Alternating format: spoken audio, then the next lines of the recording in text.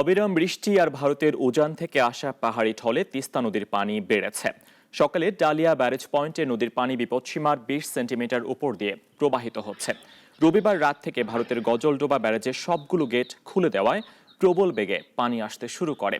পানি বৃদ্ধির ফলে বাংলাদেশের তিস্তা ব্যারেজের 44টি গেটের সবগুলো খুলে দেওয়া হয়েছে। তীব্র স্রোতে ব্যারেজ সংলগ্ন তিস্তা নদীর নিম্নাঞ্চলে কমপক্ষে 30 গ্রামে পানি প্রবেশ করে ঘর বাড়ি 3 থেকে 4 ফুট পানিতে তলিয়ে গেছে। পানিবন্দী হয়ে পড়েছেন 20,000 মানুষ।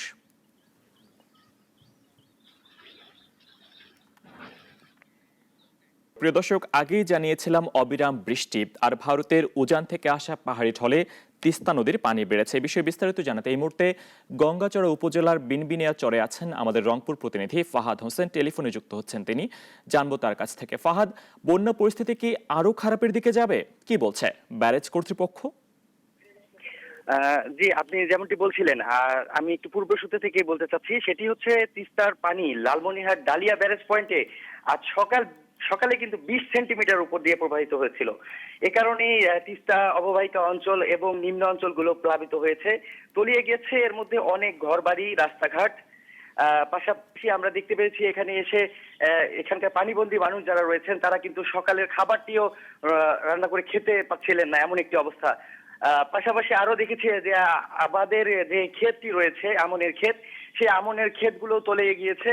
আর পানি প্রতি ঘন্টায় কিন্তু বৃদ্ধি পাচ্ছিল। তবে এই মুহূর্তে আমরা দেখতে পাচ্ছি এখন আছে মানে সব জি, হ্যালো হ্যালো জি শুনতে পাচ্ছি, বলুন আপনি। হ্যাঁ হ্যাঁ, এখন যে অবস্থায় আছে ঠিক আমরা দেখতে পাচ্ছি 2 ঘন্টা থেকে কিন্তু ঠিক স্থির এই অবস্থাতেই অবস্থান করছে পানি। তবে পানি উন্নয়ন বোর্ডের সঙ্গে কথা বলে জানতে পারা গেছে যে হচ্ছে পানি বৃদ্ধি পেতে পারে, তবে আর এই পানিটি স্থায়িত্ব হয়তো বা 2 দিন আরো থাকতে পারে বলে জানিয়েছেন আমাদেরকে পানি উন্নয়ন বোর্ডের প্রকৌশলী আহসান হাবিব।